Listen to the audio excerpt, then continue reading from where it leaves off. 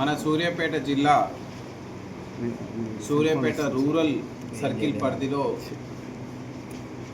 Suryapet rural police station పరిధిలో సూర్యాపేట నుంచి జనగామ వెళ్ళేటువంటి హైవేకి ఎర్కారం స్టేజ్ దాటిన తర్వాత కల్వర్ట్ కింద మనకు గోన సంచిలో దొరికినటువంటి మృతదేహాన్ని ఎర్కారం గ్రామానికి చెందిన మాజీ సర్పంచ్ భర్త చింతలపాటి మధుగా మనం గుర్తించడం జరిగింది.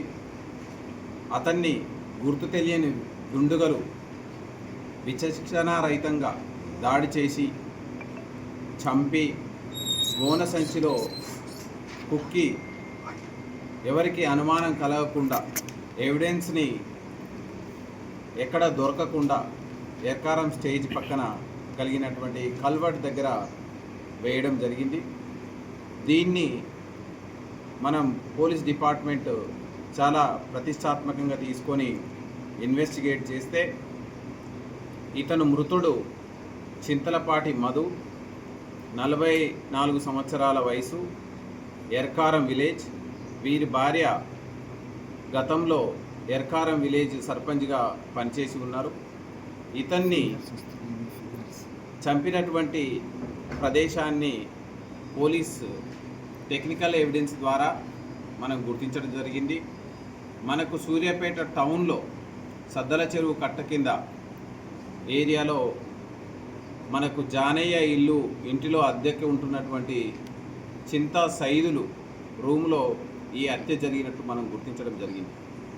ఇమ్మీడియట్లీ దీనికి ప్రత్యేకంగా విచారణ అధికారిగా టౌన్ సిఐ వెంకన్నను, అదేవిధంగా డిఎస్పి సూర్యాపేట ప్రసన్న అండ్ నేను కూడా clues team, finger prints team, dog squads అన్నీ కూడా మనం అక్కడికి వెళ్ళి క్షుణ్ణంగా పరిశీలిస్తే ఈ గదిలో అతన్ని అంటే శుక్రవారం సాయంత్రం పూట దాదాపు 7:30 నుంచి 8 గంటల ప్రాంతంలో హత్య చేసి అతని శవాన్ని గోనె సంచిలో కుక్కి అక్కడి నుంచి తీసుకొని వచ్చి ఎర్కారం స్టేజ్ దాటిన తర్వాత రైట్ సైడ్లో కల్వర్ట్ పక్కన పడేసినట్టు మనం గుర్తించాం. దీనికి ఏంటి అని మనం పూర్వపరాలు ఆ విలేజ్లో ఉన్న నేపథ్యాన్ని పరిశీలిస్తే 2007 సంవత్సరంలో ఎర్కారం గ్రామానికి సంబంధించినటువంటి మాజీ సర్పంచ్ మిద్దె రవీందర్ యొక్క హత్యలో ఈ యొక్క చింతలపాటి మధు ప్రధాన నిందితుడిగా ఉన్నాడు. దానికి సంబంధించి మిద్దె రవీందర్ కొడుకు అప్పుడు వాళ్ళ నాన్న చనిపోయినప్పుడు 8-9 సంవత్సరాల వయసు ఉన్నటువంటి అబ్బాయి ఇతని నాన్నని చంపినటువంటి ఈ చింతలపాటి మధును ఎలాగైనా అంతమొందించాలని దాదాపుగా 4-5 సంవత్సరాల నుంచి వివిధ రూపాల్లో ప్రయత్నం చేస్తూ వస్తున్నాడు. ఈ సందర్భంలో ఈ యొక్క మిద్దె రవీందర్ యొక్క కొడుకు మిద్దె జీవన్ అతనికి కొంత సమీప బంధువులుగా ఉన్న చింత సైదులు, అదేవిధంగా ప్రసాద్ అనే వాళ్ళ యొక్క ఆశ్రయం తీసుకొని ఎలాగైనా చింతలపాటి మధును అంతమొందించాలనేటువంటి ప్రణాళికలు గత కొన్ని సంవత్సరాలుగా చేస్తూనే వస్తున్నాడు. ఈ సందర్భంలో వీళ్ళ సహాయంతో చింతలపాటి మధుని ఒకసారి కారుతోటి టక్కరించి చంపాలని, ఒకసారి నెమ్మికల్లు దగ్గర పంచాయతీలో చంపాలని, వివిధ సందర్భాల్లో ఇతని ప్రయత్నాలన్నీ వృధా అయిపోయాయి. ఎట్టి పరిస్థితుల్లోనూ ఈ చింతలపాటి మధు ఎట్టి పరిస్థితుల్లోనూ ఇతను బతికి ఉంటే నన్ను అంతమొందిస్తాడా అనేటువంటి కారణంగా, అదేవిధంగా వాళ్ళ నాన్నను చంపిన వ్యక్తిని చంపి ప్రతీకారం తీర్చుకోవాలని మిద్దె జీవన్ ఈ చింతా సైదులు ప్రసాదులకి మీరు అతన్ని చంపడంలో తోడ్పాటు అందిస్తే మీకు కావలసినటువంటి అన్ని విధాలుగా డబ్బు రూపేనా కానీ ఇంకేదైనా రూపేనా మీకు సహాయాన్ని నేను ఇస్తాను అని చెప్పి వాళ్ళకు నమ్మబలికి వాళ్ళకి మీరు ఎలాగైనా చింతలపాటి మధును అంతమొందించడంలో సాయం చేయాలని కోరగా వీరిద్దరూ అతనికి దగ్గరగా మూవ్ అయి చింతలపాటి మధుతోటి చిన్న చితక పంచాయతీల్లో తిరుగుతూ అతనితోటి తాగుతూ అతనికి నమ్మకం కలిగే విధంగా తిరుగుతూ వస్తూ ఉన్నారు. హత్యకు 2-3 రోజుల నుంచి చింతలపాటి మధుని మామూలుగా దావతుల విషయంలో వాళ్ళ ఇంటికి రప్పించుకోవడం, అతనికి నమ్మకం కలిగే విధంగా చేయడం, ఒకరోజు మటను, ఒకరోజు చికెను, మందు, మాంసం అన్నిటిని సమకూర్చి నమ్మకంగా మిగులుతూ వస్తున్నారు.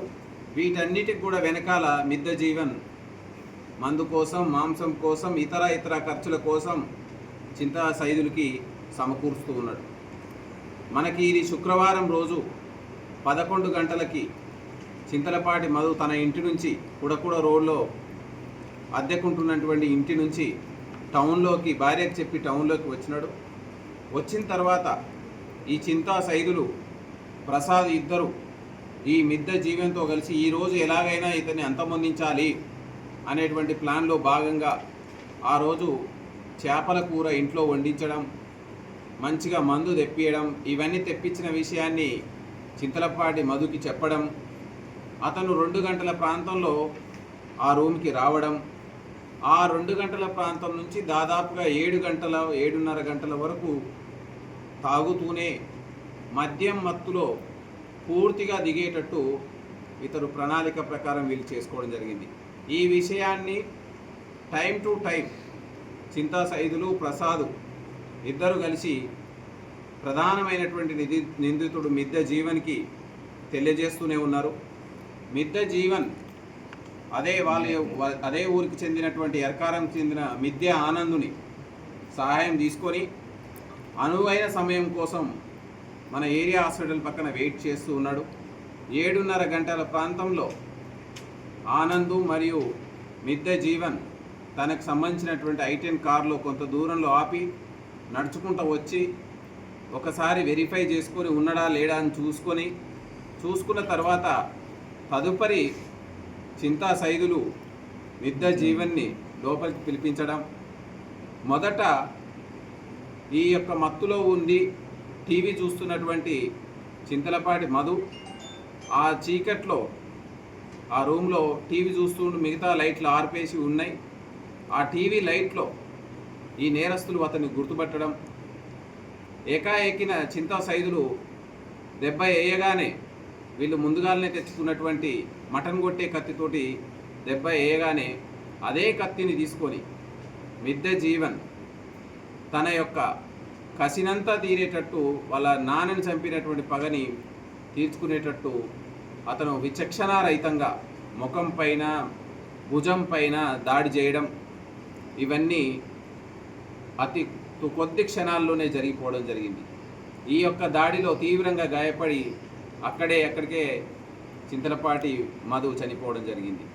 ఆ తరువాత ఈ యొక్క రూమ్లో ఉన్నటువంటి మిద్దె జీవన్, చింతా సైదులు, అదేవిధంగా ప్రసాదు, ఆనందు అక్కడ ఉన్నటువంటి ముందుగానే తెచ్చుకున్నటువంటి గోనె సంచుల్లో ఒక దాంట్లో వేస్తే రక్తం గారుతుందని ఒకదాని మీద ఒకటి 3 సంచుల్లో కుక్కి అతన్ని లేపడానికి ఆ పక్కనే ఉన్నటువంటి భరత్ అనేటువంటి ఒక అబ్బాయి సహాయం తీసుకోవడం జరిగింది.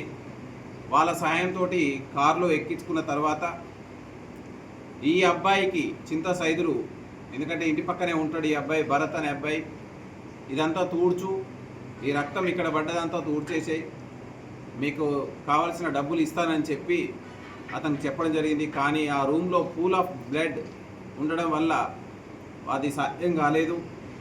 ఆ తర్వాత కారులో ఈ యొక్క మూట సంచి, శవాన్ని ఉన్నటువంటి సంచిని వేసుకున్న తర్వాత జీవన్ స్వయంగా నడుపుకుంటూ న్యూ బస్ స్టాండ్ నుంచి అంజనాపురి చౌరస్తా మీదుగా మనకు జనగాం రోడ్డుకి ఎక్కి ఆ జనగాం రోడ్డుకి ఒంటరిగానే వెళ్తూ ఉన్న క్రమంలో ఈ యొక్క ఆనంద్ ఈ యొక్క మృతుడి యొక్క చింతలపాటి సైదుల యొక్క బైక్ని తీసుకొని బాలెంల స్టేజ్ దగ్గర, బాలెంలకు కొంచెం దూరంలో వెంచర్ దగ్గర ఆపి ఈ యొక్క వాళ్ళ బట్టలు అక్కడ విడిచేసి తర్వాత అదే కారులో కొంత ముందుకు పోతున్న క్రమంలో వీళ్ళు యాక్చువల్లీ మొదలుగా ఊర్లోనే వాళ్ళ నాన్నని చంపిన దగ్గరనే వేదామనుకున్నారు. కానీ అప్పటికి కొంతమంది మూమెంట్ చూసి భయపడి ఆ రోడ్డు పక్కన ఉన్న కల్వర్ట్ కింద పడేసి వాళ్ళు అక్కడి నుంచి పారిపోవడం జరిగింది. అదేవిధంగా ఈ ప్రసాదు చింతా సైదులు వాళ్ళిద్దరి బైక్ మీద మృతుని చంపడానికి ఉపయోగించిన కత్తిని, మృతుని యొక్క ఫోన్ని తీసుకొని వాళ్ళు ముందుకెళ్తూ కత్తిని కొంత దూరంలో వెళ్ళిన తర్వాత అక్కడ ఉన్నటువంటి కెనాల్లో పడేయడం జరిగింది. సో ఈ విధంగా మనకు పూర్తి స్థాయిలో ఈరోజు మార్నింగ్ మనం ఈ యొక్క A1 మిద్దె జీవన్ని, అదేవిధంగా A4 ఉన్నటువంటి ఆనందుని మనం ఈ యొక్క ఖమ్మం బైపాస్ రోడ్లో మనం పోలీస్ తనిఖీలో పట్టుకోవడం, వాళ్ళు ఇచ్చిన స్టేట్మెంట్ ఆధారంగా ఈ యొక్క మిగతా నిందితులు చింతా సైదుల్ని, ప్రసాద్ని, అదేవిధంగా భరత్ని పట్టుకొని దీన్ని సిస్టమేటిక్గా ఎక్కడ ఎవిడెన్స్ లాస్ కాకుండా మనం సైంటిఫిక్ వేలో ప్రతి సీన్ని కనెక్ట్ చేసుకుంటూ ఆధారాలు సేకరించడం, అదేవిధంగా వీళ్ళు ఎక్కడెక్కడైతే బైక్ను పడగొట్టిరు, ఎక్కడైతే వెపన్ని వేసినారు, ఎక్కడైతే బట్టలు విప్పినారు, ఇవన్నీ వస్తువులని మంచిగా మనం సైంటిఫిక్ వేలో సీజ్ చేయడం, అదేవిధంగా మనం దీనికి సంబంధించినటువంటి టెక్నికల్ డేటా సీసీటీవీల రూపంలో అయితే ఏంది, టవర్ల రూపంలోనైతే మనం క్షుణ్ణంగా కలెక్ట్ చేసుకోవడం, మంచిగా పంచుల సమక్షంలో శాస్త్రీయంగా మనం పరిశోధన చేసి ఈ నేరంలో పాత కక్షలైతేమి, అదేవిధంగా తండ్రిని చంపినటువంటి పగను తీర్చుకోవడానికి మిద్దె జీవన్కి సహాయం చేసినటువంటి అందరికీ ఖచ్చితమైన తీవ్రమైనటువంటి శిక్షలు వచ్చే విధంగా ఇన్వెస్టిగేషన్ని క్లోజ్గా మానిటర్ చేయడం జరుగుతుంది. ఈ యొక్క మృతుడు చింతలపాటి సైదులు భార్య గతంలో సర్పంచ్గా చేసి ఉన్నారు. 2007లో చింతలపాటి మధు భార్య మౌనిక సర్పంచ్గా చేసి ఉన్నారు. 2007లో ఈ యొక్క మిద్దె రవీందర్ని చంపినటువంటి దాంట్లో ప్రధాన నిందితుడు ఉన్నాడు. ఈయన మీద కూడా గతంలో 5 కేసులు ఉన్నాయి. అదేవిధంగా ప్రధాన నిందితుడు మిద్దె జీవన్ మీద కూడా మనకు టోటల్గా 5 కేసులు నమోదై ఉన్నాయి. అదేవిధంగా చింతా సైదులు ఇతను కూడా ఈ మధ్యలో ఈ చింతలపాటి మధుతోటే చిన్న చితక పంచాయతీల్లో పాల్గొంటూ ఇతని మీద కూడా 2 కేసులు నమోదై ఉన్నాయి. ప్రసాద్ మీద 1 కేసు నమోదై ఉంది. మిద్దె ఆనంద్ మీద కూడా 4 కేసులు నమోదై ఉన్నాయి. వీళ్ళందరూ కూడా ఈ నేరాలు చేయడం అనేది నేరం అంటే వీళ్ళకి భయం లేని విధంగా ఉన్నారు. వీళ్ళందరికీ కూడా ఈ సందర్భంగా మనం మన యొక్క దర్యాప్తుతోటి, పోలీస్ దర్యాప్తుతోటి ఖచ్చితమైన శిక్షలు వచ్చే విధంగా మనం కృషి చేస్తున్నాం. ఈ సందర్భంగా మీడియా మిత్రుల ద్వారా సూర్యాపేట జిల్లా ప్రజానీకానికి, ప్రజలందరికీ కూడా తెలియజేసేది ఏంటంటే, ఎక్కడైనా ఏ మనిషి పైనైనా భౌతిక దాడి చేసినట్లయితే ఖచ్చితమైన జీవితకాల శిక్ష, ఉరిశిక్ష పడేటువంటి కేసులు నమోదవుతాయి. అదే కాకుండా హిస్టరీ షీట్లు, పీడీ యాక్ట్లు నమోదు చేస్తాం.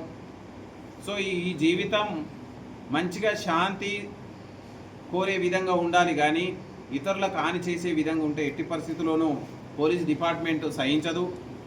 అదేవిధంగా